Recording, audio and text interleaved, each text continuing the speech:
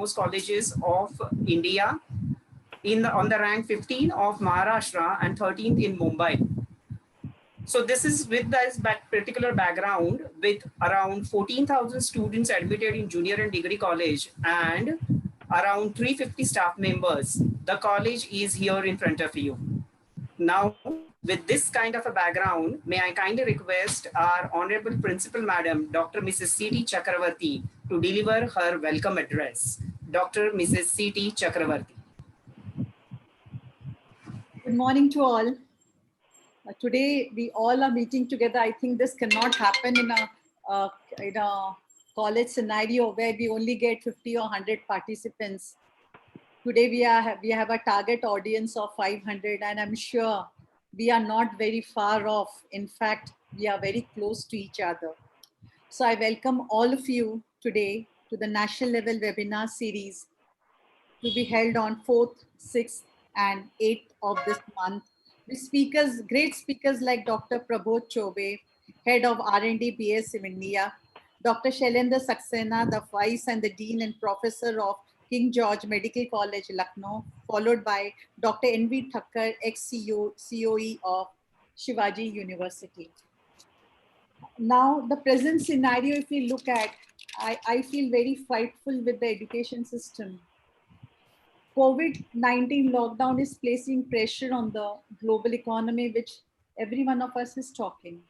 The closure of higher education institution forced lecturers and students to adapt to the online environment with immediate effect. Enhanced and blended learning strategies as well as transdisciplinary knowledge production have been identified as possible benefits. But there are challenges. Unequal access to the internet and affordable data, along with inefficient broadband services and an increasing financial crisis, prevent equal online education opportunities for post-school youth. I see a lot of points and drawbacks in this scenario. There are some false scenarios at higher education which I see. Growing number of colleges intend to reopen the fall. Second, most teaching is going remote. While will that help or hurt online teaching, learning? Third, how to shift to remote learning affects students, instructors, and colleges. Fourth, how will pass and fail affect student future? Fifth, there is a analysis test which states that colleges will lose 20% of the students. With this fear in my mind, I think we have got the right person with us today. And in this scenario, Dr. Prabodh Chobe is the right person to guide to teachers and researchers what role to play. He's not only an academician when I went through his biodata, but a music lover and also very social being. His biodata reads to the amount of contribution he has to education. Every minute of his life, he has been using it fruitfully. We are always of the opinion that we are short of time, but Dr. Chobe should be the looked upon person, and I request Dr. Chobe to add on at the end the utilization of time. I once again welcome the chief guest, Dr. Chobe, for this session and all the delegates who has made it fruitful. Without you, this session wouldn't have been success. I welcome all of you once again. Thank you. Thank you so much, ma'am. Always you are the source of inspiration and guidance for every one of us. With your support only, this kind of a webinar is possible for all of us. Thank you so much for giving your opening remarks. Now, may I kindly request Dr. Santosh Singh, who is with us, the IQSC coordinator and coordinator of Department of IT, to please give us the brief introduction of today's speaker, Dr. Prabodh Chobe. Dr. Santosh Singh. Good morning, all of you. On behalf of Thakur College of Science and Commerce and as a IQC coordinator, I welcome all of you for this webinar series, national webinar series, in which we have an eminent personality like Dr. Chobe, Dr. Saxena, Dr. Thakur, As a part of IQSC here, we have taken a lot of initiatives for skill enhancement program, for a quality education, for conducting various environmental issues, for women empowerment, and we are doing a lot of things for this skill enhancement and quality issue in this area. Talking about, we have a speaker like Dr. Prabhu Chaube here. I'm very much sure here the timing is going to be less when I have seen his detailed resume. But some of the brief thing which I can make out here with his resume, he has done a graduation from IIT Mumbai from since in 1978, a PhD from State University New York in 1985 in organometallic chemistry. He taught 2 years for State University New York. He has worked for 25 years in BASF, that is world largest and most admired multinational chemical company. He worked as a senior general manager and head of BASF R&D Center and retired in 2014. Uh, his research area was organometallic chemistry, synthesis, catalyst, agrochemical, pharmaceutical, natural products, polymer, dyes, plastic, and many other different areas. Post-retirement, Sir was the regional director for a prestigious university for a 3-year tenure. Sir was also instrumental to spread innovation culture and mentor in a Nehru Science Center. So far, Sir has interacted over 360 colleges and schools across India to spread innovation culture. Sir was also given training for a police officer workshop at Central Academy, Bhopal, and so far, Sir has trained 180 officers from all over India in a 5 workshops. Sir was also instrumental and played a key role in a success of a science press express train, which covered approximately 25 lakh people and covered 52 destinations across India in 1 year. During his tenure in a BSF, Sir initiated a very successful science uh, execution program for a kids lab, which attracted over 50,000 students across India. Sir is on a various editorial board. Sir is also faculty selection committee, a member of faculty selection committee, advisory committee, and external referee for a PhD and MSc thesis. As Madam has mentioned, Sir is also, apart from his core area, he is a music lover. He is a swimmer, and since last 55 years, Sir is swimming continuously. That is something a remarkable achievement here. Like how Sir is also taking care of his fitness. He has been awarded as a prestigious award of Utkrisht Wangmay Nirmiti Puraskar from a Chief Minister of Maharashtra for his excellent contribution in a Marathi literature. That is something add-on area, a value addition in a Sir resume. In 2019, a Thane Marathi Granthalaya uh, awarded Sir a state level Puraskar for his contribution in a literature. So far, Sir has authored six number of books and more than he has written 600 articles. Uh, and there are a lot of things in his, so I'm very much sure here, I'm sort of time here with reference to Sir resume. But today we have with us such an eminent personality, and I'm very much sure all the participants, you will have a fruitful session ahead. Thank you very much, sir, for joining here our national webinar series. And I invite you now. You can continue with your talk. Thank you very much, sir. Over to you, Chobe, sir. Okay, thank you. Thank you all the organizers. Thank you to Principal Madam. And good morning to all the participants. Uh, Let me start with my presentation. Just give me a second. I will open the.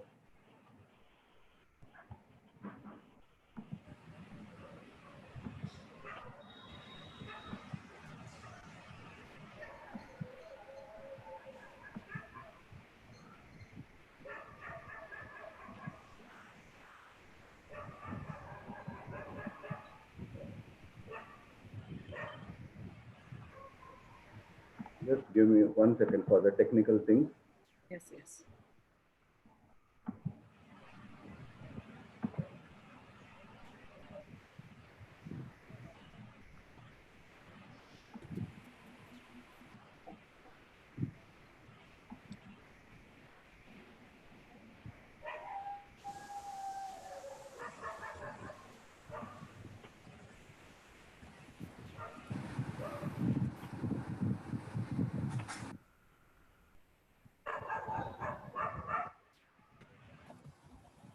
Before we proceed with the session, a small announcement to all the participants. Kindly keep your video switch off to avoid any bandwidth problem. It's a kind request that please every one of you, please switch off your video mode to avoid any bandwidth problem. And now may I kindly request Dr. Chobe to please proceed. If they switch off the video, then they may not be able to see the slides. No, they can see, No, sir. sir, they can see the slides, sir. They'll be Okay, able to see, but You their you have video to should be. you have to share the screen, sir. They can see the slides. okay. Fine. Okay, let me start with the presentation. Once again, good morning to all of you. In the next 55 minutes or so, I'm going to talk about empowering India, the role of teachers and researchers. As I was introduced just a few minutes ago, you must have realized I'm not a teacher by profession. I'm a basically industrial researcher throughout my career. However, I have very keen interest and passion for teaching, and I've been doing it for last 40 years at various places, right from my student days in State University of New York, and even recently with all my lectures and seminars and workshops at almost 360 colleges across India. So that way I am connected with the teaching community, and in that capacity I'm going to talk based on my personal experience in the teaching and research. Now what I'm not going to talk, let me clarify right in the beginning. Don't expect that I'm going to load you with a lot of figures and graphs and pie charts showing research figures and funding. I'm not going to tell you about which softwares and platforms are available for online teaching. I'm not going to tell you how many students are using online platforms today. I'm not telling about pros and cons of direct teaching versus online teaching. Is Corona effective for Corona effect going to last for 18 months? No, I'm not going to talk on those things. Should our education system change drastically? No, I'm not going to talk on these things because I think these are the topics you must be reading a lot in the newspapers and web and webinars, etc., etc. So basically what I'm going to talk is you as a teacher, because I understand almost 85% of the audience today is college professors. And so you as a teacher are not a decision maker, but your role is to mold education system and students so that they come out as best graduates and our country prospers. That is the main aim of my presentation. And as a teacher, what should I do to empower my students and thereby empower India? This question also I'm going to address. And what is my, as a teacher, responsibility? These are the points I'm going to address in my webinar today. See, as a researcher, I always jot down what is the end result or what is the ultimate aim. So ultimate aim is prosperous and empowered India. Once we know what is the ultimate aim and what is the end result, we go backwards. Now, in order to make India prosperous and empowered, there are various points, various actions to be taken. Number one is planning, which is done by planning team and government. Money it is taken care by another team, infrastructure, industry, food and agriculture, education and HRD. All these things, there are teams in India to take care. However, you as a teacher, you have the most important role, and that is delivery of best education, guiding and motivating students. And that is really commendable role you are playing, you as teachers. And how to do the best in this role, which let us see.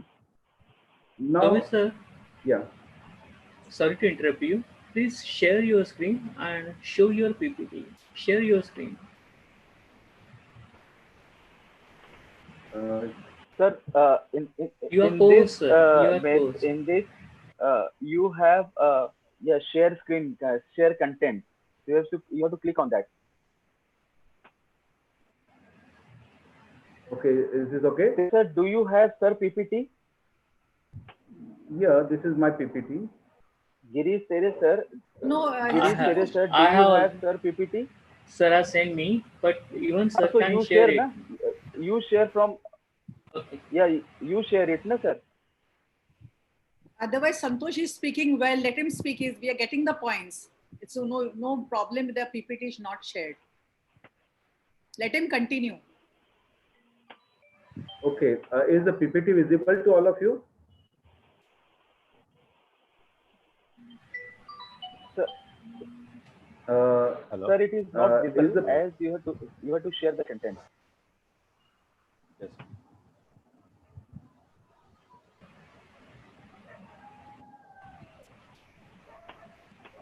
hello? Is PPT visible to everybody?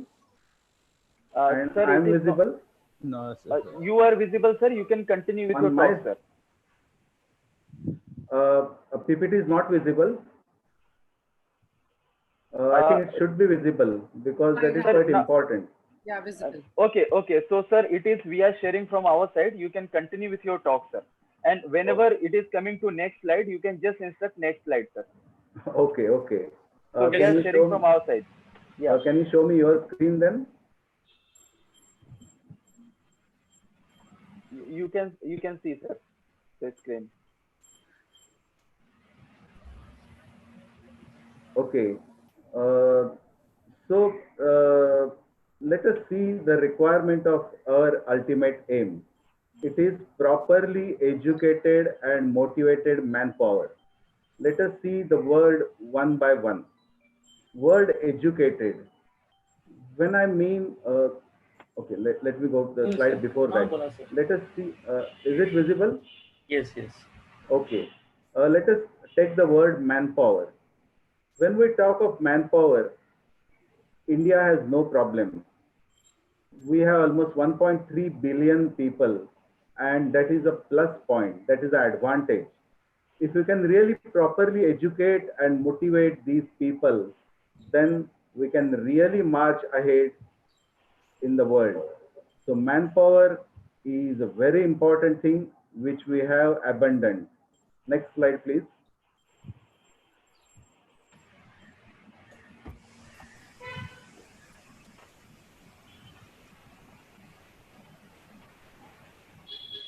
Next slide, please.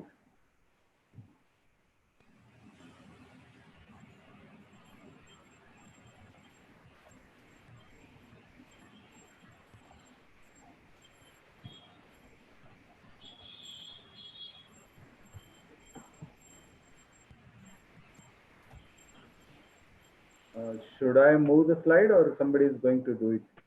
Sir, Sir, it it's can it will already. better.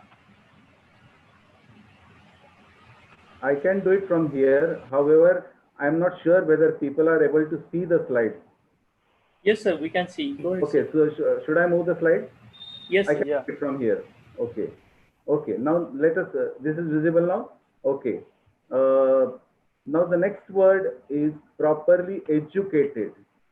Educated is a very tricky word. If you really see the statistics, India has the second largest educated population. When I mean educated, graduates, postgraduates, doctorates, etc.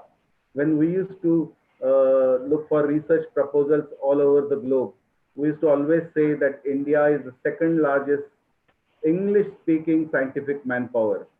Not only scientific manpower, but in terms of the other manpower also, India has the highest number of, second largest number of educated people. But that is where the problem is. What does education mean? Does education means only a degree certificate? That is where the problem starts. We have several universities where the education is not really given in the real sense, but degree certificates are given.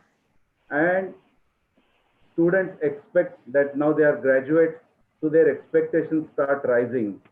But in reality, they are not really up to the mark.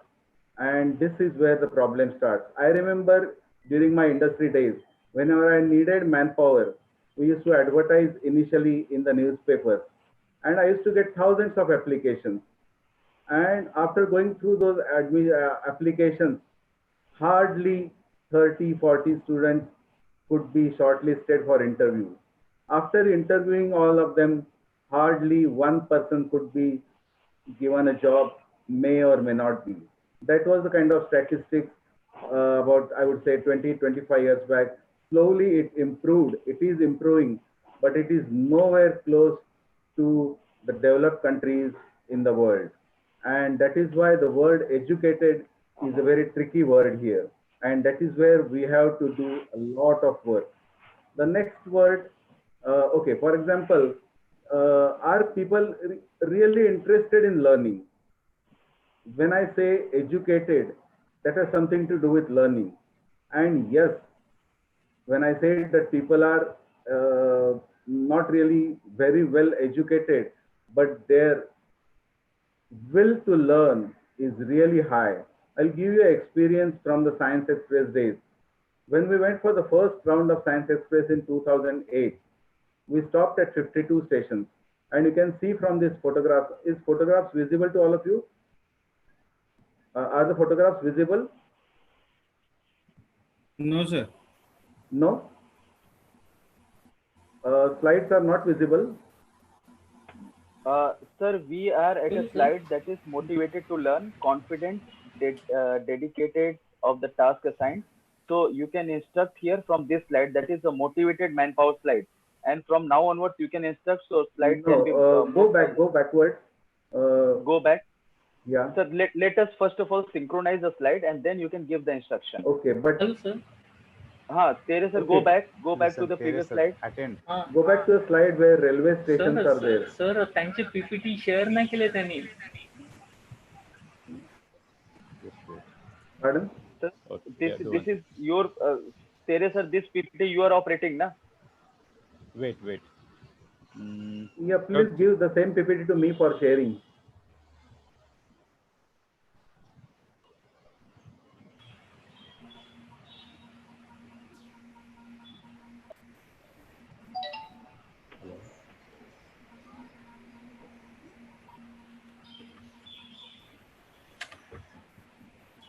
There is Okay. Just share can I his screen with me. Tere sir, just a minute. Chobe sir, Huh. on your screen there is a green icon, share screen. No, that has disappeared. It was there earlier. Now the icon doesn't exist. Sir, check whether a co-host. I'm trying. Just a minute. Tere sir. Yes, sir, he is co-host. He's a co-host, then it has to be there. Yes, it has to be there. It was there before I started my speech. So please check it once again. Yeah, I'm checking. Just click on a mouse on a screen. Now I got a share screen icon. Yeah, Yes. click on that. Okay. So click now on I that. can see the slideshow. Yeah, and now you can open your document PPT. Okay. Yes, sir. Yes, Now it it is opening, sir. Yes. Just wait. Yeah, perfectly fine. Yeah. Make it full screen, sir, please. Now this is, I made it full yes. screen now. Perfect, sir. Perfect. You can continue Good. from here, sir. Yes. Yeah. Okay. Sorry, this is technical hitch. Anyway, and now hereafter we'll move smooth. During the Science Express days, I realized that 25 lakh people from all over India attended the Science Express. They were not only students, they were students, teachers, laymen, farmers, workers, everybody was there, right from age group 5 to age group 85. And every station, as you see in this photograph, it used to be crowded, miles long queue. At the end of this entire round, I started thinking, on one hand, we say people don't have interest in learning. And here, 25 lakh people were making crowd at each station to make sure that they want to see what is nanotechnology, what is biotechnology, what is space science. Farmers wanted to see that, workers wanted to see that, old people wanted to see that. So that shows that people definitely have curiosity and will to learn. Only we are not able to deliver what they want. This is what lessons I learned, and that's how I started doing certain programs in future so that people can benefit. Now let us come to the word properly educated. We talked about manpower, we talked about motivated, we talked about educated. Now we're talking about properly educated.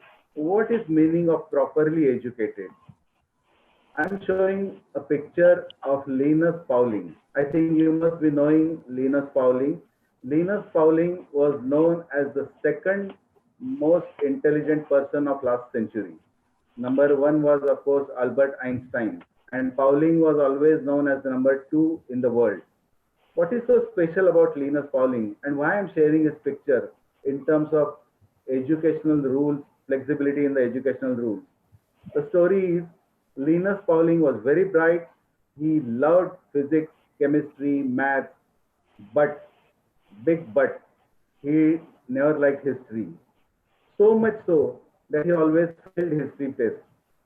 So much so that he never got his 12th higher secondary certification. He never passed 12th. Now imagine Linus Pauling, suppose he was born in India, what would have happened? If he failed 12th, his parents would have poked him, probably would have committed suicide, that I'm not really fit for living. The society would have looked down at him. Everybody, the teachers, everybody, employers, everybody would have looked down at him. Hey, you can't even pass 12th, you can't even pass history. But he was in a different society where educational system was quite flexible, rules were quite flexible. And since he was very bright in science subjects like physics, maths, and chemistry, he continued with his education, did his bachelor's, master's, PhD, not only completed his PhD, but started doing a lot of original research. He got 2 Nobel Prizes during his lifetime for 2 different subjects. When he got his second Nobel Prize, not even first, when he got his second Nobel Prize, his school teacher was so ashamed, his school principal was so ashamed, they invited him as a chief guest in their school and handed over his 12th certificate to him. So can you imagine, this is what can happen if there is a flexibility in the education rules. The first thing what we have to go, definitely we have possibility of flexibility in the education rules. The last few years, the universities and UGC has definitely gone in for it. Students can choose elective subjects, but there is not so much flexibility like in case of Linus Pauling that you can fail and still continue with your higher education.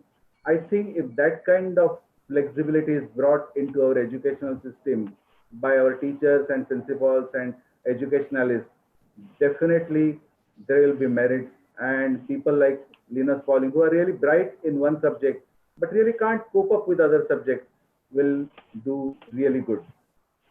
Next, I am going to talk about the holistic approach.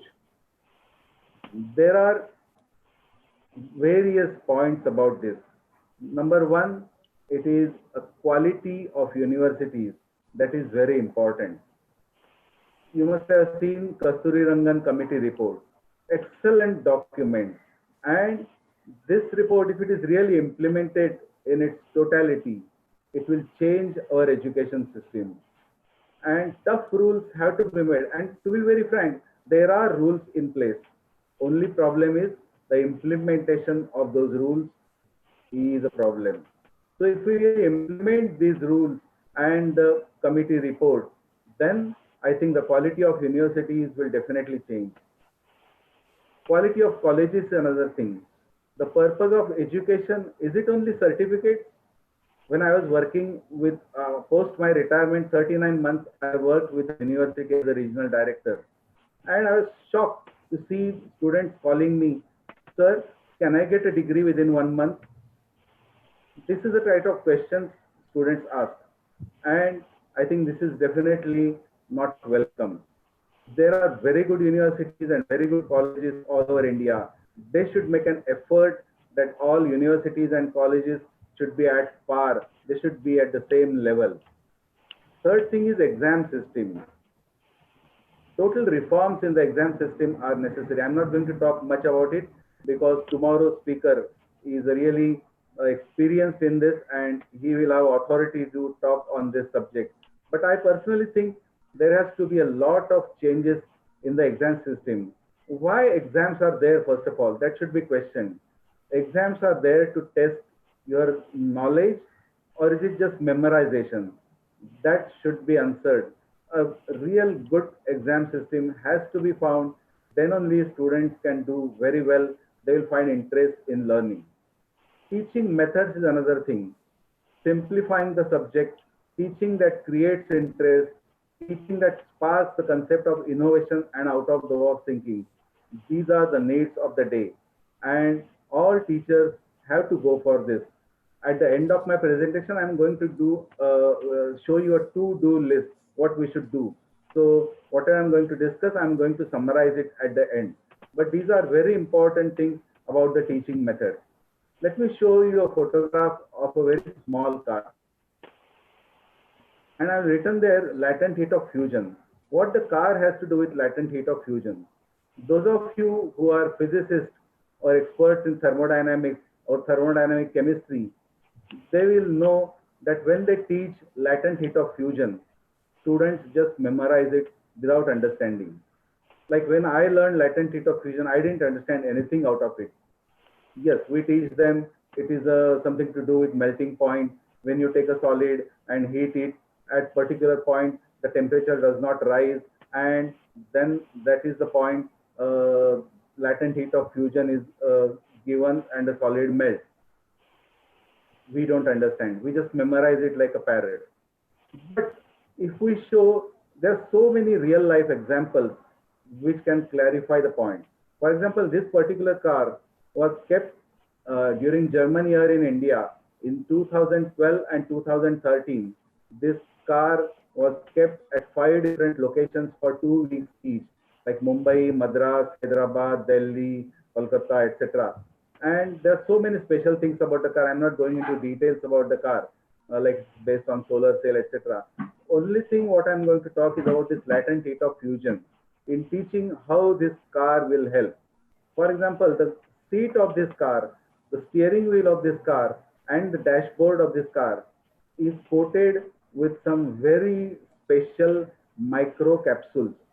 These are micro tiny capsules which can be seen only through microscope, and the capsules contain low melting waxes, mixture of low melting waxes. So what happens if the car is kept in hot sun, like in India? Usually what happens if we keep our car in very hot sun, afterward we really can't sit in the car. The seat is so hot, the steering wheel is so hot, we can't touch it. The dashboard is very hot. But in this car, everything remains cool because the heat of the sun is taken by these microcapsules coated on the seat and dashboard and the steering wheel. And the heat is utilized to melt the wax. So temperature does not rise. And this is exactly the latent heat of fusion. So if we can give such kind of examples when we are teaching, our teaching will be really appreciated. Students can really find interest in the subject they are learning. And these days, with the invent of internet and Google and all that, so many examples in almost all the subjects are available to make teaching interesting. I just gave one example, but there are so many examples in almost all the topics, and the use of these examples is very, very essential. This is another example of particle in a box. When students go to 11th or 12th standard, they learn a theory called particle in a box in physics and chemistry also. And they are told that, you know, there is a box which contains a gas particle, gas molecule, and the molecule bumps from one wall to another wall. And the students are asked to derive the velocity of the particle and the acceleration of the particle, blah, blah, blah. Students don't understand anything, but they have to get good marks in 12th. So they have to memorize all the entire derivation, etc. But if we tell them what is the application of this particle in a box, I'm sure students will love this. They think this is totally dry and theoretical subject known as statistical physics. But if such applications are told to them, they will start taking interest. The application of this particle in a box, scientists are working on crowd management. They are, like in the photograph, it is shown that it's a crowd, maybe for some function or meeting or whatever may be the reason. And this is like a box, and each head is like a particle. So scientists have tried to find out the movement of these people, how they can go, if there is a stampede, if there is a problem, if there is an emergency exit has to be opened, what will happen? And scientists are trying to find out a solution using this particle in a box method. So moment students learn, hey, whatever dry subject I'm learning has some application in my life, they start loving this subject. I've seen this with many students. Let us come to the next word in this our phrase, that is motivated. I talked about manpower, I talked about educated, I talked about properly educated. Now let us see motivated. When I mean motivated, motivated to learn, confident, dedicated to the task assigned, and having patience. There are many qualities come under motivated. Let us see few things. I'm not going to discuss about every subtopic. I'm going to show you a photograph of John Bardeen. He was a very well-known physicist in 1950s and 1960s. He was in charge of the Bell Laboratory in New Jersey. His most important inventions, number one, it is the invention of transistor. Today, entire world is dependent on transistors. Each computer chip contains crores of transistors. In fact, the computer and IT revolution is because of transistors.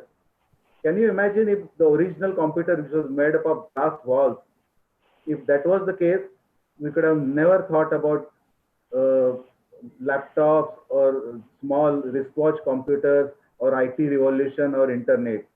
And the entire credit of IT revolution goes to this John Bardeen. Another important invention of John Bardeen was the application of that second theory of John Bardeen goes to the maglev train in China. I remember when I used to go to Shanghai in earlier days, it used to take me 2 hours to travel from city center to Shanghai airport in the traffic. Today, with maglev train, it takes exactly 8 minutes to travel this distance. And this is based on the physics principle superconductivity. John Bardeen, the credit goes to John Bardeen again. So these two most important inventions which changed the world are from John Bardeen. Now why I'm showing his photograph in terms of motivation, I'll come to you. In 1956, when John Bardeen came out with the transistor innovation, he got the Nobel Prize. You know how the Nobel Prize is given? It is given on 10th of December, that is the birthday of Alfred Nobel. And it is given by King of Sweden. And John Bardeen, along with his family, was invited on 9th of December for a dinner with the king. And 10th was the Nobel Prize ceremony. He had a daughter and 2 sons and wife. 2 sons could not join because they were in a college in United States and they could not join because of maybe the studies or exams, whatever. So at the dinner table, King VI Gustav of Sweden asked John Bardeen, "Sir, I know the invention of transistor is going to be very important in the world. Have you not brought your 2 sons for such a wonderful presentation today and the Nobel Award ceremony? Why didn't you bring them?" John Bardeen replied. He bowed in front of the king and said, "Your Majesty, next time when I get Nobel Prize, I'll definitely bring all my children." What a confidence. And yes, within 16 years, he did a research on a totally different topic in physics, that is superconductivity, as I told you, the maglev train, etc. And that topic. And he got a second Nobel Prize in 1972. And he was invited again. Luckily, the same 6th Gustav was in the throne. And he bowed in front of 6th Gustav on 9th December 1972 at the dinner table and asked him, "Your Majesty, do you remember I promised you 16 years back that I will bring my entire family when I get my second Nobel Prize? I have brought my entire family today." What a confidence this person had. So I think we have to tell all these stories and develop confidence in our students. Teaching is not only putting something in a bag or putting something in a sack and completing the syllabus. I think such anecdotes, such stories, that completes the teaching. Then only students find it interesting.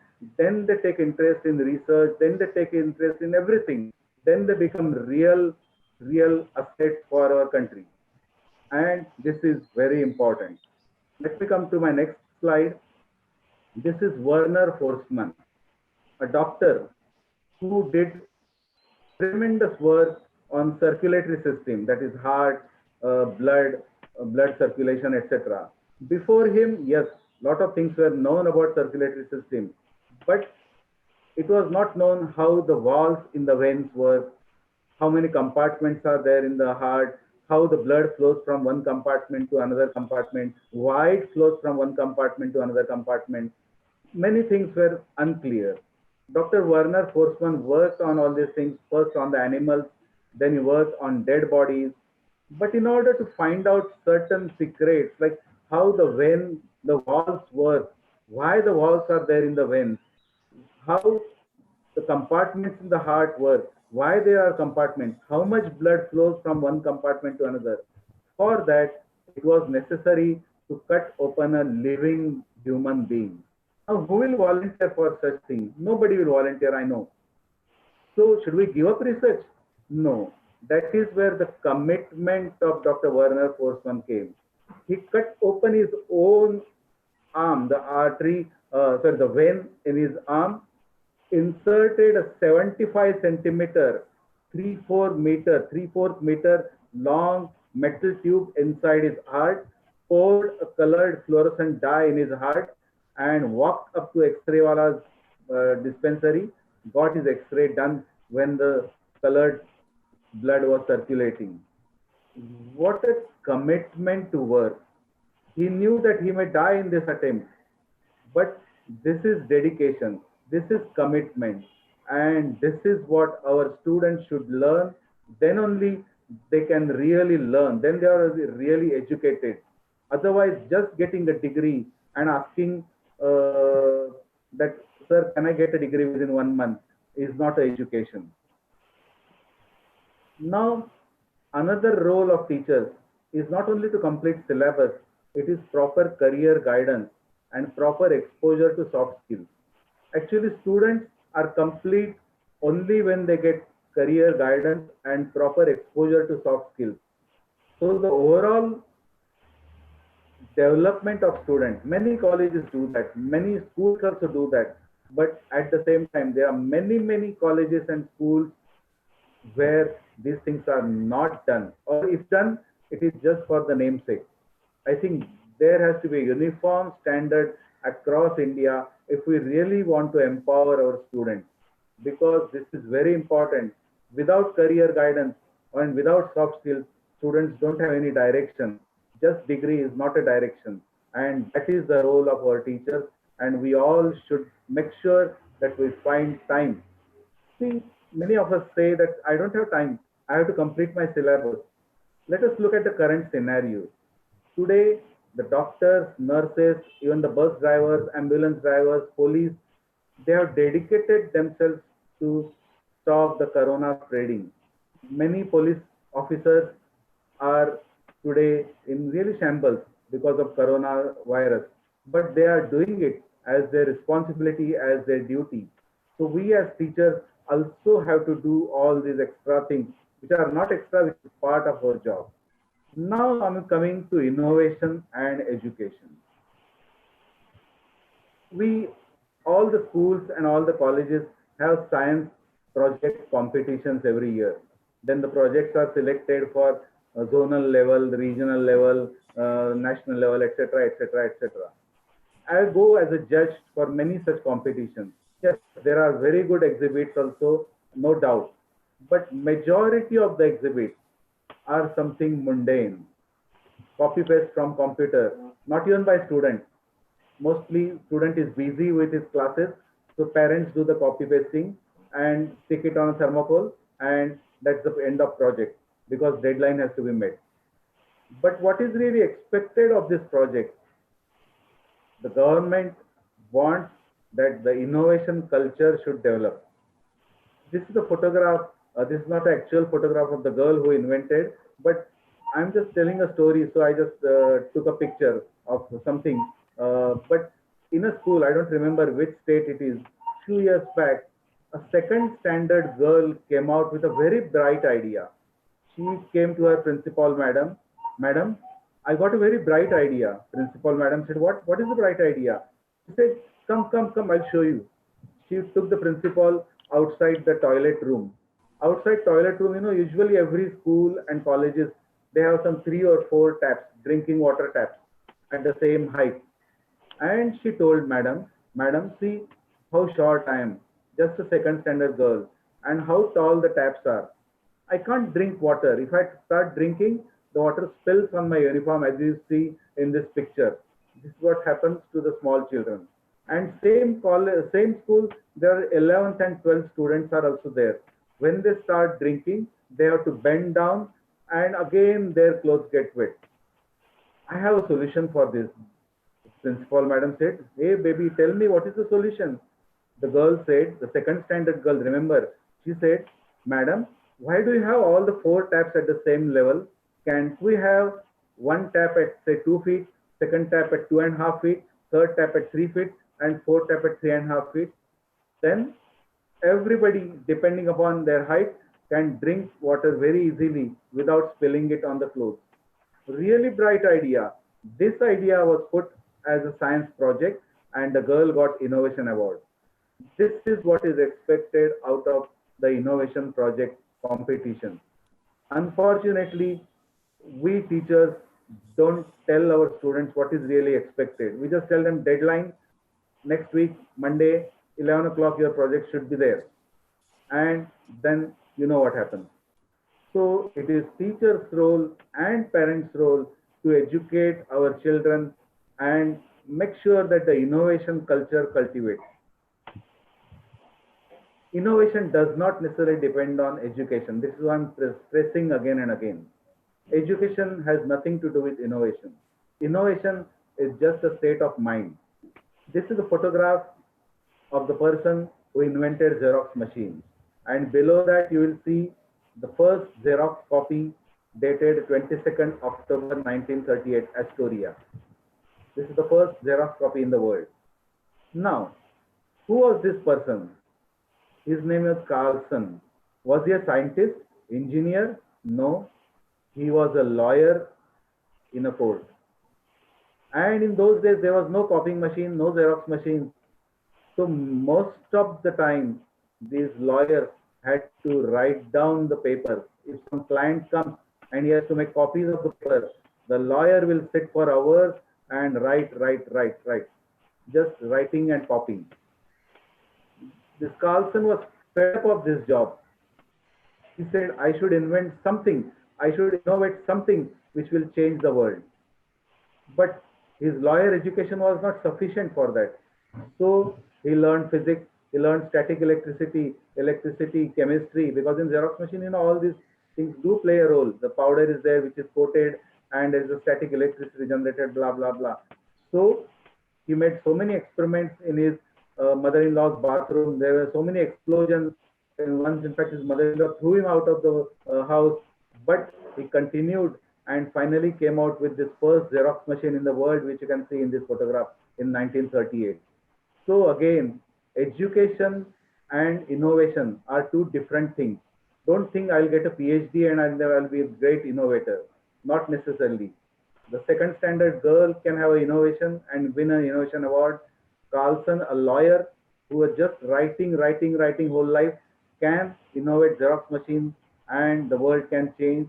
One third example, this person, he invented what is known as Velcro. We all use Velcro for our shoes and purses and whatnot. Velcro is something, you know, which makes noise and your two things are tied together. He was an ordinary farmer, no formal education. Once he went for hunting with his dog in winter days, and there was a plant like this on the way.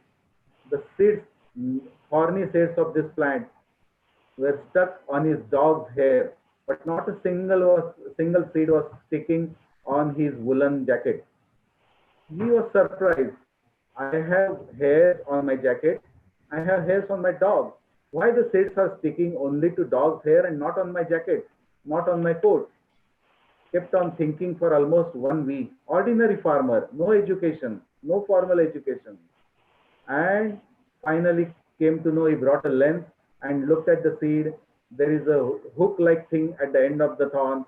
So the hooks are getting entangled with the dog's curly hair, but the coat hair, jacket hair are not so curly, so they are not getting entangled. So what? I found out the reason. How can I utilize, how can I use this somewhere for application? And he came out with the world's first Velcro. He took a cloth, stitched hooks on it, took second cloth, stitched loops on it, entangled hooks on loops. That was world's first Velcro. Then he modified, and finally he became industrialists to manufacture Velcro. Today, all over the world, the amount, the length of Velcro that is manufactured is from Kashmir to Kanyakumari, almost 2,000, 3,000 kilometers per day. He became one of the richest person, Velcro manufacturer. And this is innovation. So again, innovation has nothing to do with education. And this is the point we teachers have to stress on our students, that have an innovative mind. We have to have so many exercises, competitions, and quizzes so that students set up, students have innovative mindset. Unfortunately, in India, fortunately or unfortunately, for many, many years and decades, we were busy in backward integration. That is a plus point. Today, we can manufacture anything very cheap because we have experience in backward integration. But as far as coming out with a totally new product, totally new innovation, we are weak. It is changing. Government is playing lot of importance in the last 10 years. We are changing, but it will take some time. So teachers have a big responsibility of developing innovation culture and innovation mindset, innovative mindset in the students' minds. This next photograph is Ronald Ross. Why I'm showing this photograph is many of us always give excuses that, I can't do research in India. Unfortunately, in India, there is not much money. There is none of facilities are not available. So that's why I can't do research. I should go abroad, then I can do great research. This is an excuse. Yes, I know that funding is required, sophisticated equipment is required, but basically innovative mindset and willpower, that is most important. If you don't have that, no matter where you work, you cannot innovate.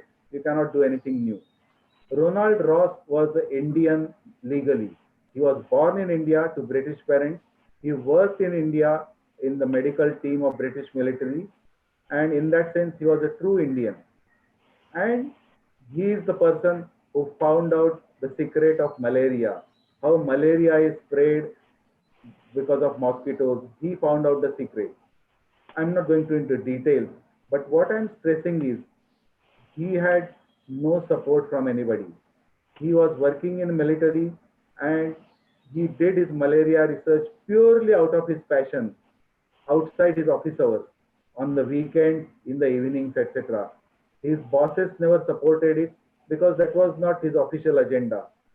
He never had a funding, no internet, no connection to the libraries in London where he could get the latest news about malaria research.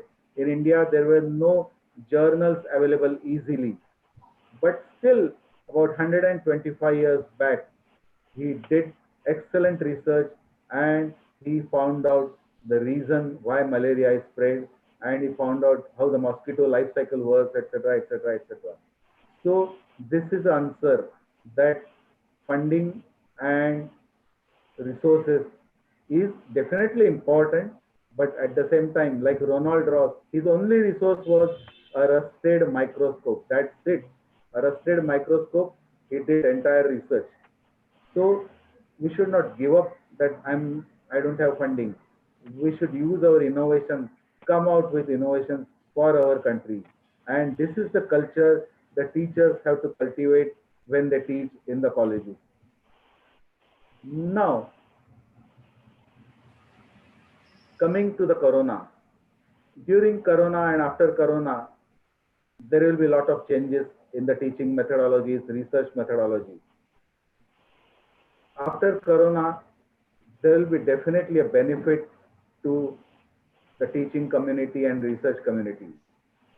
We are unitedly fighting against corona because it is a question of our survival. And so should we teachers fight against evils in our academics, because that is a question of survival of our country.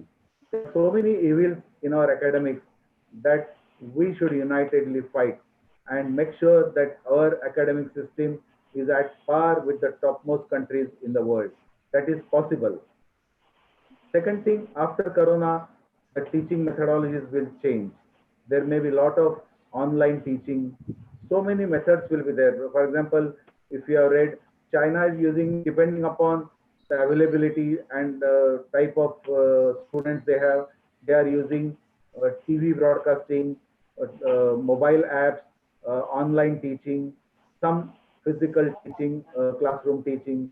All these combinations are used in China. And for these new technologies, hand holding is required.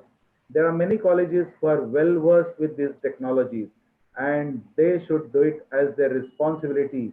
Hand holding of other colleges, other teachers.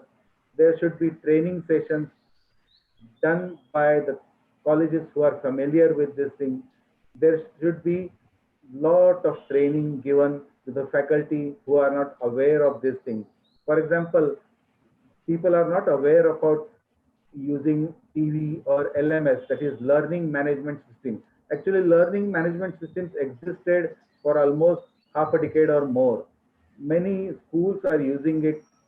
Some people are using. When I was teaching to the police officers in Bhopal, I started introducing this, and people were not aware of this, and they really appreciated this thing. They can use it in their day-to-day applications.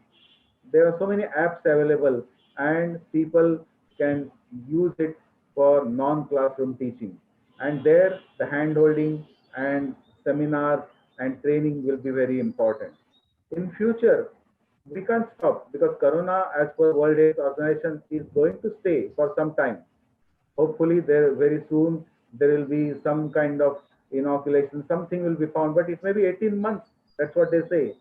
So we can't stop. We can't just give video lectures. What about practicals? So we have to gear up for virtual practicals. One teacher demonstrating the dissection, one teacher demonstrating the workshop in the engineering, one teacher demonstrating the chemical reactions, and students observing without social distancing problems, etc., etc., or from home if there is a worst case scenario. So we have to gear up for this. For that, lot of training will be required, innovation will be required, ingenuity will be required, out of the box thinking will be required, hand holding will be required. Experience sharing will be very important in the next half year or so, because the colleges which get experience of such methodologies, they have to share it. Otherwise, other colleges cannot be at par with them. There is going to be another change. Now, online courses will be there. Even the top universities have started some online courses.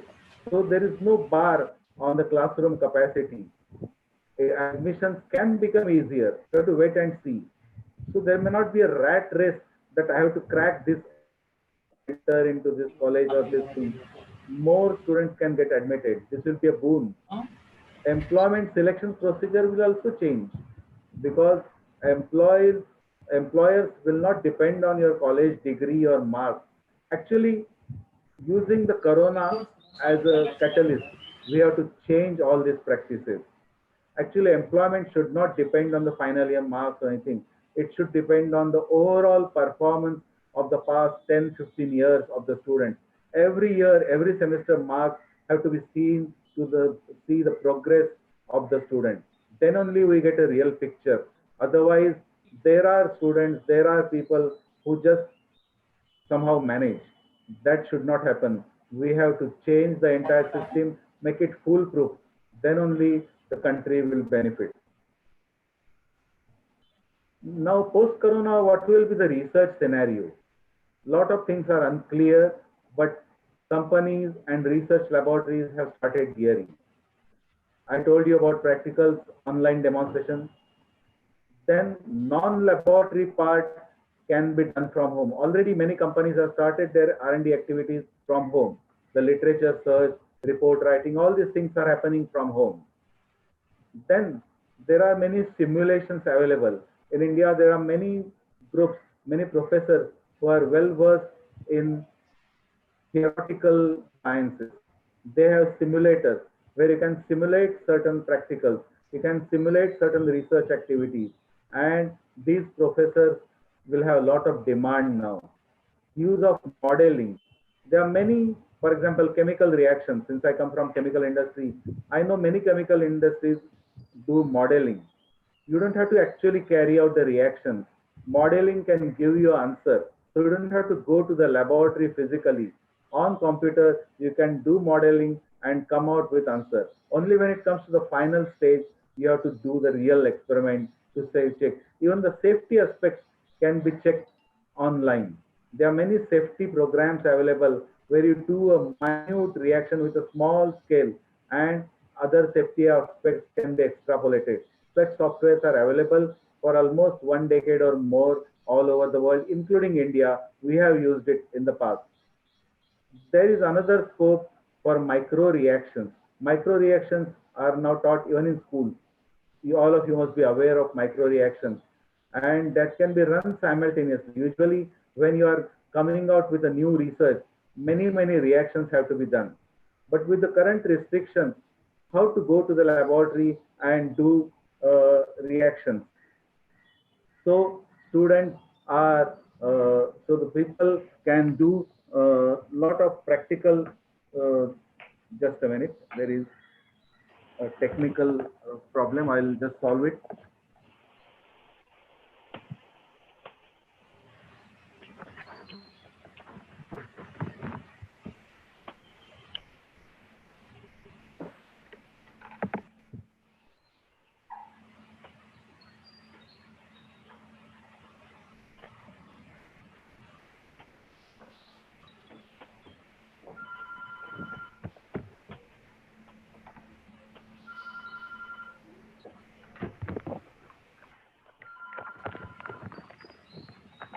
Okay, sorry about the interruption. Uh, so micro reactions is one possibility where we can do many reactions on a very micro scale and then extrapolate from that the final result. So this is possible during this corona and post-corona. So the message is change, focus, and speed. If we change, we can pop up and can really do something great for our country. If we focus, we can do something great for our country. And if we have the speed, we can still do something great for our country. So this should be our aim, change, focus, and speed. Now I'm coming to my last slide. Uh, this is the action plan. These are the various actions I discussed during the last 15 hour or so. Properly educate your students, expose them to out of the box thinking, motivate your students. Career guidance and soft skills is very important. Expose them to innovation. Tell your students that excellent research can be done with minimum facilities. Virtual teaching and training, experience sharing and handholding is very important. Change, focus, and speed. And how is it possible? Again, learn a lesson from Corona about chain reaction. In Corona, we learned about a chain reaction. If we break the chain, Corona will disappear. On the contrary, if we make a chain, we can do something great in our teaching and research. We have to form a chain. Now you are about 500 to 1000 faculty members listening to my lecture. I think if you form your chain and if you transmit what the key points of my lecture to another one person each, the chain propagation will start. 1000 can make it 2000, 2000 can make it 4000, 8000, 16,000, and we can empower India in terms of teaching and research. Finally, I'll show you one slide. This is a picture of Dr. Raghunath Mashelkar. He was former head of CSIR, that is the main research body of Government of India. He came from a very poor family in Mumbai, and he was telling a story of his childhood. When he was in third standard, his science teacher in the vernacular medium, in those days the vernacular medium science teachers used to wear dhoti and Gandhi cap, etc. So his science teacher took all these small children to playground. The teacher had brought one convex lens with him. The teacher focused the sun's rays on a piece of paper, and the paper started burning without matchsticks. This small Raghunath and the entire audience of third standard students were surprised, like a magic show. Without magic, without matchsticks, the just a minute. Without matchstick, the teacher could light the paper. And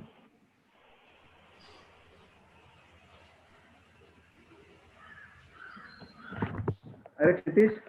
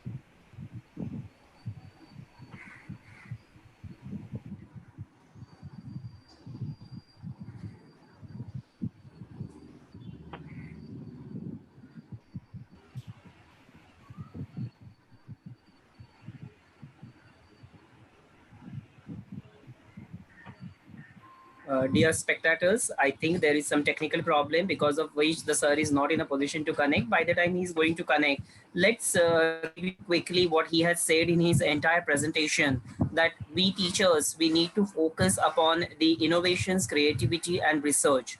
Research is going to be the keyword which is going to talk about the scenario in post-COVID situation. We need to talk about the e-learning, blended e-learning, the virtual methods, which is against the traditional methods, and always there is a fear that how we are going to cope up with the modern methods and technologies, because many of the times the students are much more awaited, students are much more knowledgeable than what the teacher is all about. So we need to have the training and we have to go ahead with these kind of modern technologies. Post COVID is going to teach us that how unitedly with hand in hand we are going to work together. I think this is what we have gathered from the entire session from Dr. Prabodh Chobe. And now we are waiting for Sir to join back again because he's going to conclude his session. So kindly stay with us.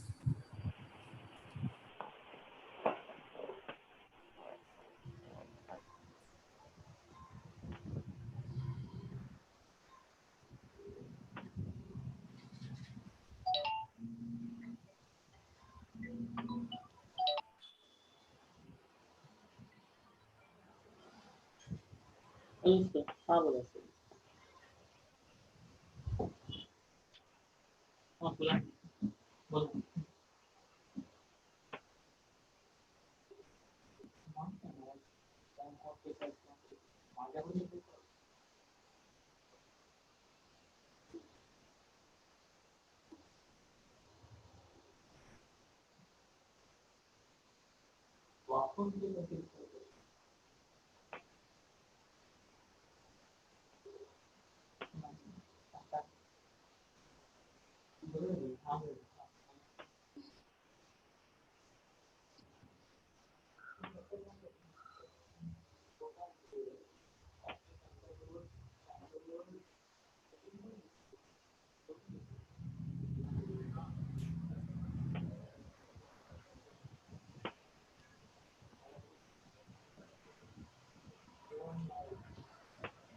Sir is joining back within a minute.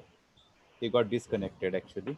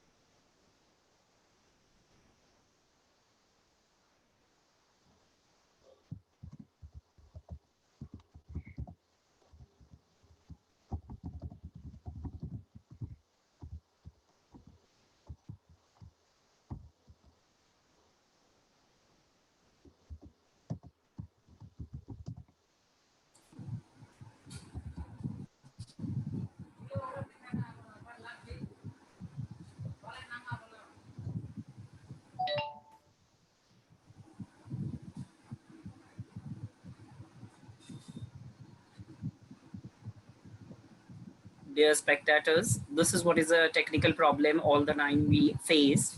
And this is just a small technical problem which has arisen. Sir is got disconnected. He is going to join us in a short while. As I told you earlier that we have done the quick review of what sir has done the presentation. And sir is going to join back and he is going to give us the main focus points that what exactly we are expected to do. So kindly stay in tune with us so that we are going to listen to Dr. Prabodh Chobe, who is a very eminent person and who is the expert in the field to talk about this kind of a topic. We are hoping that sir is going to join back very soon. So kindly stay tuned.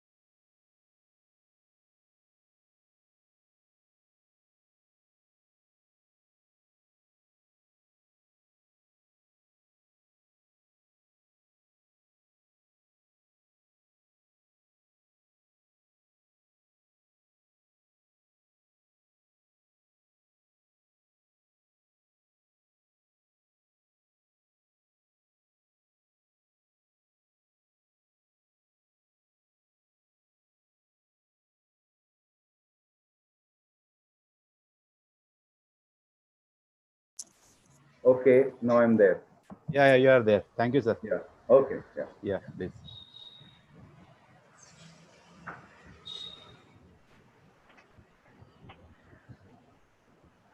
Vinit, sir.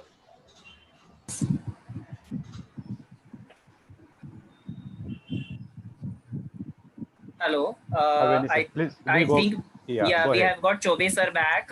So again, welcome Chobe sir, and you can please continue with the session. May I kindly request Chobe sir to please continue? Okay. Sir, please share your screen. Uh,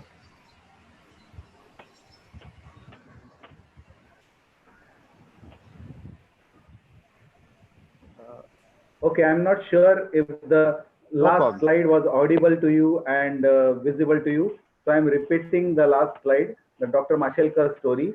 This teacher, Sir, science sir, teacher of Dr. Mashelkar sir, took please these share your children. screen. Share your screen, sir, first. Hello, is that audible? Sir, go ahead. No problem. Go Okay, ahead. We have okay. seen the slide. Yeah, Yeah. okay. So the science teacher took these children to the playground and showed that the paper can burn with sun's energy. And Dr. Mashelkar and all the children was really thrilled. And what Dr. Mashelkar said that he learned two things from this experiment, whatever his teacher showed him. Number one, he learned that if lens can have such a great power to concentrate the sun energy, then science will definitely have much more power. And second thing, what Dr. Mashelkar said he learned is that if I focus my entire energy on a given task, I can do miracles in my life. I think this is what a small science teacher of third standard taught a great mind like Dr. Mashelkar. So our role as teachers, whether we are science teachers or commerce or arts, is to shape our students, and that responsibility we will definitely fulfill. My last slide, this is my email address. If you wish to contact me, wish to ask me any questions or anything, I'm always available. We'll be very glad to answer you. And always believe that Corona will go by breaking the chains. And always believe that we teachers will empower India by making a change. Let us share with each other. Let us hold hands. Let us share our experiences and teach each other. Let us make our nation a proud nation. Thank you very much. Thank you so much, sir, for your very, very informative lecture. And Yeah. as you have correctly said that the research and the role of the teacher is going to play a very, very key role in the post-COVID situation, not only for India, but the entire higher education sector of the world. Thank you so much for making yourself available for this session. And now may I kindly request Dr. Shashikant Asgekar, the Vice Principal of Thakur College of Science and Commerce, Faculty of Science, to propose formal vote of thanks. Well, thank you, Dr. Prabodh Chobe, for an enlightening and informative presentation on the topic, the role of teachers and researchers. Obviously, your knowledge in your field of pharmacochemistry is very vast, and you have linked this knowledge with a great presenting style. I'm sure everyone must be captivated by the speech of Dr. Chobe. Thank you very much, sir. And Thakur College of Science and Commerce is looking forward for the kind collaboration in futures too. Thank Thank you. you very much. Thank you. Thank you. Yeah, the organizing committee is thankful to the management of the college, especially our principal, Dr. Mrs. Chaitali Chakravarti, who is always supportive and stands with us as a pillar for any difficult situation. Thanks to Dr. Santosh Singh, our IQC coordinator, for the guidance and timely suggestions. Thank you, Santosh sir. I must acknowledge the efforts of the organizing committee and the technical staff for streaming the webinar smoothly, though there was some disconnectivity, but overall, the show was well organized. Thank you all. Last but not least, thanks for all the participants for joining the webinar, and Thakur College of Science and Commerce will be always welcoming you all for the future events. Thank you all once again, especially Dr. Prabodh Chobe for his key role in the event. Don't leave. My colleague Dr. Vinit Vaidya has to say something about feedback. and the e-certificate. Over to Vinit Vaidya. Thank you so much, sir. Thank you so much for your kind words. The queries, what you have, you can post the queries on the chat box. The email ID is already given to all of you. There is a feedback link which will be available on the WhatsApp group, which you have to fill the feedback. The link is going to be activated for next 30 minutes. Within that, you need to fill up your feedback so that your e-certificate for the program can be generated. Once again, I repeat that you need to give the feedback within next 30 minutes because the link is going to be activated only for 30 minutes. And whatever is the query regarding this particular session, you can post it on the email ID which is there given in your chat box. Thank you so much, every one of you. And I think with the permission from the chair, we can conclude this session for today. Thank you so much. Thank you very much. Yeah. Thank you, so ma'am. much, sir. Thank you. Thank you, Santosh sir. Thank you, everyone. And now we can conclude the session.